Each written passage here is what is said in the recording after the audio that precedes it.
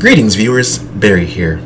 Decided to refocus my attention to a different book that I will probably be starting and finishing, known as Seveneves, done by Neal Stephenson. Alright, let's get started. The Age of the One Moon. The moon blew up without warning, and for no apparent reason. It was waxing, only 1 day short of full. The time was 5:03 UTC.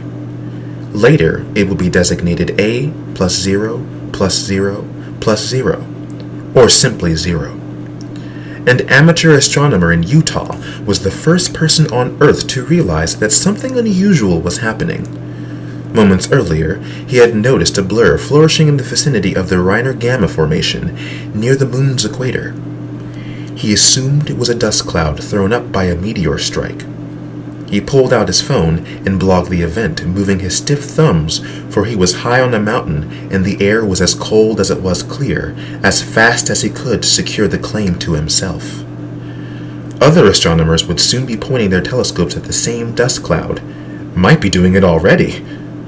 But, supposing he could move his thumbs fast enough, he would be the first to point it out. The fame would be his. If the meteorite left behind a visible crater, perhaps it would even bear his name. His name was forgotten. By the time he had gotten his phone out of his pocket, his crater no longer existed, nor did the moon. When he pocketed his phone and put his eye back to the eyepiece of his telescope, he let out a curse, since all he saw was a tawny blur. He must have knocked the telescope out of focus. He began to twiddle the focus knob. This didn't help. Finally, he pulled back from the telescope and looked with his naked eyes at the place where the moon was supposed to be. In that moment, he ceased to be a scientist, with privileged information, and became no different from millions of other people around the Americas, gaping in awe and astonishment at the most extraordinary thing that humans had ever seen in the sky. In movies, when a planet blows up, it turned into a fireball and ceased to exist. This is not what happened to the moon. The agent, as people came to call the mysterious force that did it, released a very large amount of energy, to be sure, but not nearly enough to turn all the moon's substance into fire. The most generally accepted theory was that the puff of dust observed by the Utah astronomer was caused by an impact. That the agent, in other words, came from outside the moon, pierced its surface, barreled deep into its center, and then released its energy. Or that it simply kept on going out the other side, depositing enough energy en route to break up the moon. Another hypothesis stated that the agent was a device buried in the moon by aliens during primordial times, set to detonate when certain conditions were met. In any case, the result was that first, the moon was fractured into 7 large pieces, as well as innumerable smaller ones. And second, those pieces spread apart, enough to become observable as separate objects. Huge rough boulders, but not enough to continue flying apart from one another.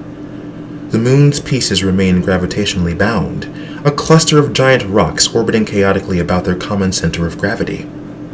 That point, formerly the center of the moon, but now an abstraction in space, continued to revolve around the Earth just as it had done for billions of years. So now, when the people of Earth looked up into the night sky at the place where they ought to have seen the moon, they saw instead this slowly tumbling constellation of white boulders. Or at least that is what they saw when the dust cleared. For the first few hours, what had been the moon was just a somewhat greater than moon-sized cloud, which reddened before the dawn and set in the west as the Utah astronomer looked on dumbfounded. Asia looked up all night at the moon-colored blur. Within, bright spots began to stand out as dust particles fell into the nearest heavy pieces.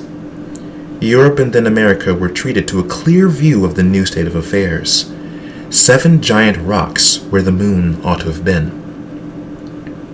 Before the leaders of the scientific, military, and political worlds began using the word agent to denote whatever had blown up the moon, that word's most common interpretation, at least in the mind of the general public, had been in the pulp fiction, B-movie sense of the secret agent or FBI agent. Persons of a more technical mindset might have used it to mean some sort of chemical, such as a cleaning agent. The closest match for how the word would be used forever after was the sense in which it was used by fencers and martial artists. In a sword fighting drill, where one participant is going to mount an attack and the other is going to respond in some way, the attacker is known as the agent, and the respondent is known as the patient. The agent acts. The patient is passive. In this case, an unknown agent acted upon the moon. The moon, along with all humans living in the sublunary realm, was the passive recipient of the action. Much later, humans might rouse themselves to take action and be agents once again. But now, and for long into the future, they would be nothing more than patients. Thank you very much. Chapter 1 will come very soon.